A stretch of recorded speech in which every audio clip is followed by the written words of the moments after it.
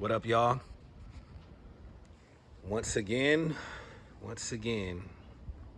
I'm back for another day. Day 4 of my 6-week fast. We're 3 days away from a week. But yeah, this is the day 4 of the fast. And this morning was hard. It was hard for me to get out of bed. My body was really, really aching. My body is still aching. My back is aching. That's one of the things that happens during the fast. I guess it's part of the healing process. Any aches and pains that you may have, like I have kind of a back injury that's been nagging me for a couple of years. I had a slip up where I slipped and fell down the stairs at the studio in LA over in Mount Washington. And ever since then, I didn't really hurt my back in that fall. I kind of landed on my side, but it kind of like knocked a rib out of place. And ever since then, it's been somewhat of an issue. You know, like I lean forward, like when you're like watching TV or whatever, you lean forward and have your elbows on your knees. So when I would do that, it would just kind of put pressure on the rib, and then I would feel like a strange pulling feeling there, but it would radiate around to my back, and it would like really hurt. And so that's been going on for a while, but it's actually gotten better. I don't feel it as often or as much as I used to. Sorry about that. But like I said during the fast, whatever aches and pains that you have, they come out. And yeah, that's one of the issues that I was having today. It was hard for me to get out of bed because my back was hurting, and I was aching. And I was just listless. I was lethargic. I gotta say, this fast, it was kind of an abrupt start. It all kind of came to me intuitively, and I decided like the day before I started the fast, I decided I was going to do the fast. I didn't prepare for it like weeks ahead of time, and kind of start to curtail my diet to knowing that I was going to fast, like just eating lots of light stuff, fruit and vegetables, and maybe even juicing or whatever. But I've been listening to an audio book by gosh, I can't remember his name, but he's one of the old school original fasting gurus. His name is Herbert Shelton. And gosh, I forgot the point I was going to make about Herbert Shelton. Oh, he was saying that juicing, especially coming off of a fast, because I think that's what a lot of people think is the thing to do. Once you start to refeed and you break your fast, a good way to do it would be like with a green juice or whatever. But he does not advocate for that at all. He's like eat like a 3 ounces of oranges, because he was like juicing and any fractionated stuff is oxidization happens while you're juicing actually.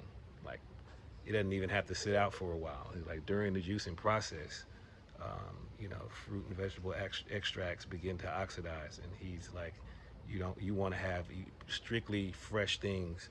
I love juicing, and I think I'm an advocate of it. But that was an eye opener hearing what he said um, about juicing, especially about breaking your fast. So that was something that I've done before to prepare for a fast. I just like juiced every day, green juice every day for like 2 weeks straight, and then I started my fast, and that was one of the easiest fasts that I've ever had when I juiced to prepare for my fast a couple of weeks ahead of time, and so I didn't do that this time. So it's been a rough start. I've been struggling with energy, with body aches, but I'm in it. I'm in it for the long haul. I'm committed, and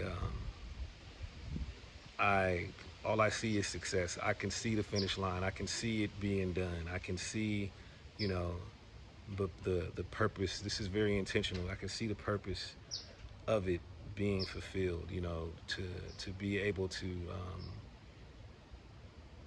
to be able to exert that's the right word to use, because it should be come with ease. But to be able to exert a certain command over my environment, to have to dominate environment because I have dialed in my aura with abstaining from things and proving to myself that I can deviate from what the uh, the status quo is. You know, what I'm trying to do and achieve in life is not status quo. This is not something that everybody does. Being an artist, being a pioneer and a visionary. This is not for the the faint of heart, so to speak. This is for people who are courageous enough and bold enough and confident enough and passionate enough to really see it through. And I think this 6 week fast is symbolic for that kind of determination and grit, and that passion, the intention, and that this is that important. I have a real strong reason it's even more of a strong reason because this is connected to my father, who passed away 10 years ago, and this is to commemorate him after his 10 years of being with the ancestors. I think, you know, if there's levels of heaven, I think he's ascended further this year, and I want to remember him. I want my family that is still alive to remember him. Everybody that knew him to remember him. I want all the people in my life, my friends who met him, to remember him, and those that didn't meet him, to know who he was and how important of a person he was to the world beyond me. So for Willie B. Wazir Peacock, his son, Paulo Emil Peacock, your boy Pep Love, has sanctified and commenced a 6 week fast. I think that's 40 days. That's the same amount of time that Moses and Jesus Christ fasted. And it's to have to experience a certain kind of transformation that will help me to institute and initiate the kind of changes that I want to see in my own personal life and in the world, and in my my art form and my artistry, and you know, to put me in a place of being more effective and having more mental clarity and commitment to my goals and to my vision. And so, you know, my glow is more apparent to me, and you know, the thoughts that I'm thinking,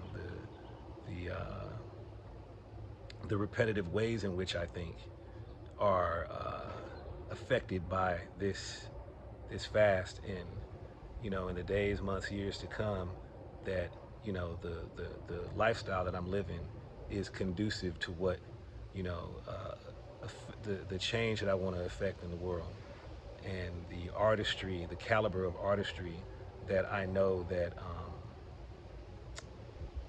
I embody, so to speak, and to help me align myself with all of my goals and my principles and my my true value. And so, you know, I think it will be apparent, you know, even for those who haven't been with me on this journey, who haven't watched any of these logs. I'm not really trying to promote it. This is just something to keep myself accountable day to day. I'm going to drop this journal and, you know, post it on my YouTube page. And yeah, I think maybe at the end of the week I'll post something on Instagram too, just to have be a week marker. But I'm going to do these every day. And for all those that are rocking with me, and anybody else that wants to join in the fast, please do. You know, drop a comment in the comment section. I may not read your comment, but drop a comment of support in the comment section. And we in this together. All right, y'all. Like once again I say, day 4 of my 6 week fast, and I will see you or talk to you again tomorrow. All right, peace.